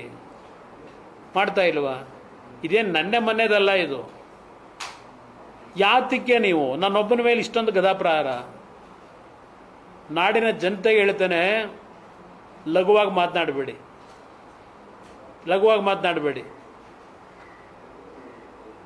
ನಾನು ವಿಧಾನಸಭೆ ಕಲಾಪದಲ್ಲೇ ಹೇಳಿದ್ದೇನೆ, ಒಂದು ರಾಜಕೀಯ ಪಕ್ಷ ಕಟ್ಟಬೇಕಾದ್ರೆ, ಚುನಾವಣೆಗಳನ್ನು ನಡೆಸಬೇಕಾದ್ರೆ, ಚುನಾವಣೆ ಸಂದರ್ಭದಲ್ಲಿ ಯಾರೋ 4 ಜನ ಸಹಾಯ ಮಾಡಿದ್ದವರು ಅನುಕೂಲ ಮಾಡ್ತಾರೆ, ಎಲ್ಲ ಪಕ್ಷಗಳಿಗೂ ಕೊಡ್ತಾರೆ. ಚುನಾವಣೆ ಟೈಮ್ನಲ್ಲಿ ಪಕ್ಷದ ಸಂಘಟನೆ ಚುನಾವಣೆ ನಡೆಸಲಿಕ್ಕೆ ಹೌದು 4 ಜನದ ಥರ ಭಿಕ್ಷೆ ಬೇಡಿದ್ದೇವೆ. ಸರ್ಕಾರದ ಮುಖ್ಯಮಂತ್ರಿಯಾಗಿ ಇವತ್ತು ಕೇಂದ್ರದಲ್ಲಿ ಮಂತ್ರಿ ಇದ್ದೇನೆ. ಯಾವುದೇ ಕಡತಗಳನ್ನು ನಾನು ಮಾರಾಟಕ್ಕಿಟ್ಟಿಲ್ಲ ನಿಮ್ಮ ಥರ. ಇದನ್ನು ಭಾಳ ಸ್ಪಷ್ಟವಾಗಿ ಇವತ್ತು ಹೇಳ್ತೇನೆ. ನನ್ನ 20 ತಿಂಗಳ ಆಡಳಿತ ಮೊದಲನೇ ಬಾರಿಗೆ, 14 ತಿಂಗಳ ಆಡಳಿತ 2ನೇ ಬಾರಿಗೆ, ನನ್ನ ಯಾವ ಕಡತಗಳು ನಾನು ತೆಗೆದುಕೊಳ್ತಕ್ಕಂಥ ನಿರ್ಧಾರ. ಮೊನ್ನೆ ನಿಮ್ಮ ಮೆಟ್ರೋ, ಮೊನ್ನೆ ಪ್ರಧಾನಮಂತ್ರಿಗಳು 15,000 ಕೋಟಿ ಕ್ಯಾಬಿನೆಟಲ್ಲಿ ಅಪ್ರೂವ್ ಮಾಡಿದ್ರು. JP ನಗರದಿಂದ ಕರಿಸಂದ್ರಕ್ಕೂ ಯಾವುದೋ ಕೆಂಪನಹಳ್ಳಿ ಯಾವುದೋ ಇದಕ್ಕೆ, ಮತ್ತು ಮಾಗಡಿ ರೋಡಿಂದು. ಅದರಲ್ಲಿ ನೋಟಲ್ಲಿದೆ, ಕ್ಯಾಬಿನೆಟ್ ನೋಟಲ್ಲಿ 2006 ಮೊದಲನೇ 19 ಕಿಲೋಮೀಟ್ರಿಗೆ ಆದೇಶ ಮಾಡಿದ್ನಲ್ಲ ಅವತ್ತು ಮುಖ್ಯಮಂತ್ರಿಯಾಗಿ. ಅವನು ಯಾವನ ಕಾಂಟ್ರಾಕ್ಟ್ರು ಅಂತ ಇವತ್ತವರೆಗೂ ಅವನ ಮುಖ ನೋಡಿಲ್ಲ ನಾನು. ಆ ರೀತಿ ಅಧಿಕಾರ ನಡೆಸಿರೋನು. ಏನ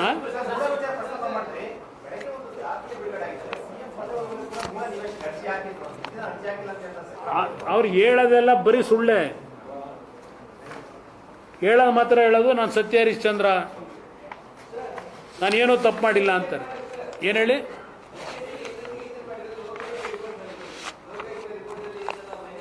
ಲೋಕಾಯುಕ್ತ ರಿಪೋರ್ಟಲ್ಲಿ ಅವರ ಒರಿಜಿನಲ್ ಲೋಕಾಯುಕ್ತ ರಿಪೋರ್ಟ್ ಇದೆಯಲ್ಲ, ಏನಿದೆ ಅದ್ರಲ್ಲಿ ನನ್ನ ಮೇಲೆ? ನಾನು ದುಡ್ಡು ತಗೊಂಡಿದ್ದೀನಿ ಅಂತ ಇದೆಯಾ? ಏನಿದೆ ನನ್ನ ಮೇಲೆ? ಅವ್ರು ಏನು ಫೈಂಡಿಂಗ್ ಕೊಟ್ಟರು? ಓದಿ ಸ್ವಲ್ಪ. ಯಾರು? ಅವ್ರನ್ನ ಕೇಳಿ, ನನಗೆ ಕೇಳಿದ್ರೆ ನಾನೇನು ಹೇಳಿ?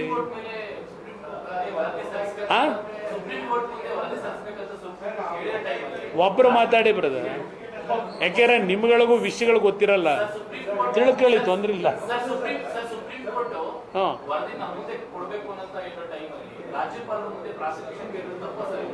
ನನಗೆ ಗೊತ್ತಿಲ್ಲ, ಕಾನೂನು ತಜ್ಞರುಗಳು ಹೇಳ್ಕೋಬೇಕು. ಯಾತಕ್ಕೆ ಕಳಿಸಿದ್ರಲ್ಲಿ ಸುಪ್ರೀಂ ಕೋರ್ಟ್ಗೆ ಹೋಗ್ಬೋದಾಗಿತ್ತಲ್ಲ. ನಾನೇನು ಮಂತ್ರಿ ಆಗಿರಲಿಲ್ಲ ನವೆಂಬರ್ ತಿಂಗಳಲ್ಲಿ.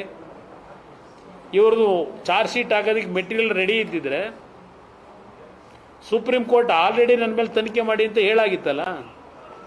ನಾನು ತನಿಖೆ ಮಾಡಬೇಕಾದ್ರೆ ಗವರ್ನರ್ ಪರ್ಮಿಷನ್ ತಗೊಂಡು ತನಿಖೆ ಪ್ರಾರಂಭ ಮಾಡಿದ್ರ? ಈಗ ಸಿದ್ದರಾಮಯ್ಯವ್ರದ್ದು ಏನು ನಡೀತಾ ಇದೆ?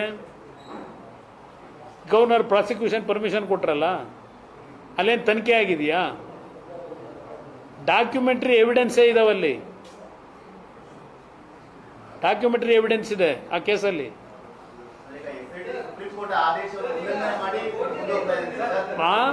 ಏನಣ್ಣ?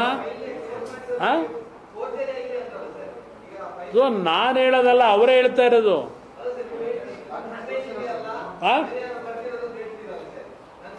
ಅದು ನನ್ನ ಹ್ಯಾಂಡ್ ರೈಟಿಂಗ್ ಅಲ್ಲಪ್ಪ. ನೋಡಪ್ಪ, ನನಗೆ ಒಂದು ನಿಮಿಷ ಈ ಸಬ್ಜೆಕ್ಟು ಬಂದಿರತಕ್ಕಂಥದ್ದು ನನ್ನ ಮೇಲೆ ತನಿಖೆ ಪ್ರಾರಂಭ ಆದಮೇಲೆ ಈ ಸಬ್ಜೆಕ್ಟ್ಗಳು, ಈ ಫೈಲ್ಗಳನ್ನ ನಾನು ಹುಡುಕ್ಸಿರೋದು. ಅವತ್ತೇನೇನಾಗಿದೆ ಅಂತಕ್ಕಂಥದ್ದು ನನಗೇನು ಗೊತ್ತು? ಈ ಫೈಲನ್ನು ನಾನು ಕದಿಕೋದ ಮೇಲೆ ನನಗೆ ಸಿಕ್ಕಿರ್ತಕ್ಕಂಥ ಮಾಹಿತಿಗಳು. ಆ ಹ್ಯಾಂಡ್ ರೈಟಿಂಗ್ ನಂದಲ್ಲ. ಯಾವ ತನಿಖೆ ಬೇಕಾದ್ರೂ ಮಾಡ್ಕೊಳ್ಳಿ, ಇಷ್ಟೇ ನಾನು ಹೇಳೋದು. ಯಾರು ನನ್ನ ಹ್ಯಾಂಡ್ ರೈಟಿಂಗೇ ಇಲ್ಲದೆ ಇದ್ದಾಗ ನಾನು ಹೆಂಗೆ ಬರೆಯೋಕ್ಕಾಗುತ್ತೆ? ಅದು ಯಾವನು ಬರ್ಕೊಂಡ ತನಿಖೆಯಲ್ಲಿ ಹೊರಗಡೆ ಬರಬೇಕು.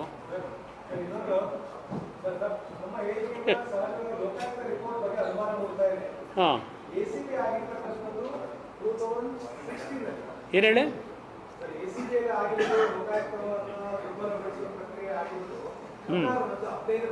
ಲೋಕಾಯುಕ್ತ ಅಂದರೆ ಒಂದು ನಿಮಿಷ ಬ್ರದರ್, ನಮ್ಮ ರಿಪೋರ್ಟ್ ಇದೆಯಲ್ಲ, ಹಿಂದೆ ಸಂತೋಷ್ ಹೆಗ್ಡೆಯವರು ಕೊಟ್ಟಿರೋ ರಿಪೋರ್ಟ್, ಅದು ಭಾಸ್ಕರ್ ರಾವ್ ಕೊಟ್ಟಿರೋ ರಿಪೋರ್ಟ್ ಅಲ್ಲ. ಅದು ಹಿಂದೆ ನಾವೇನು ಲೋಕಾಯುಕ್ತ ಕೊಟ್ಟಿದ್ದು ನಾನು CM ಇದ್ದಾಗಲೇ, ಆ ಕಾಲದಲ್ಲಿ ಅವ್ರು ಕೊಟ್ಟಿರೋ ರಿಪೋರ್ಟ್ ಅದು 2010-11ರಲ್ಲಿ ಸಂತೋಷ್ ಹೆಗ್ಡೆ ಅವರು, ಭಾಸ್ಕರ್ ರಾವ್ ಕೊಟ್ಟಿರೋ ರಿಪೋರ್ಟ್ ಅಲ್ಲ. ಹೆಲಿಕಾಪ್ಟರ್ ತಗೊಂಡೋದ್ರಲ್ಲಪ್ಪ, ಹೆಲಿಕಾಪ್ಟ್ರಲ್ಲ. ಈಗೇನು ರೋಡ್ ಚೆನ್ನಾಗಿದೆ, 3/4 ಗಂಟೆಲಿ ಹೋಗ್ತೀವಿ ಪೈಲಟ್ ಇದ್ರೆ. ಹೆಲಿಕಾಪ್ಟ್ರಲ್ಲಿ ಹೋಗಿ ಪೇಪರ್ಗಳು ತುಂಬ್ಕೊಂಬರೋದೇನಿತ್ತು? ಯಾವ ಪೇಪರ್ ತುಂಬ್ಕೊಂಬಂದರು? ಯಾವ ಪೇಪರ್ಗೆ ವೈಟ್ನರ್ ಹಾಕೊಂಡವ್ರೆ? ಈಗ ನಿಮಗೆಲ್ಲ ಸಿಗ್ತಾ ಇದೆಯಲ್ಲ ವೈಟ್ನರ್ದು. ಎಷ್ಟು ಸುಳ್ಳು ಹೇಳ್ಕೊಂಬಂದವ್ರೆ ಡೇ 1ಇಂದ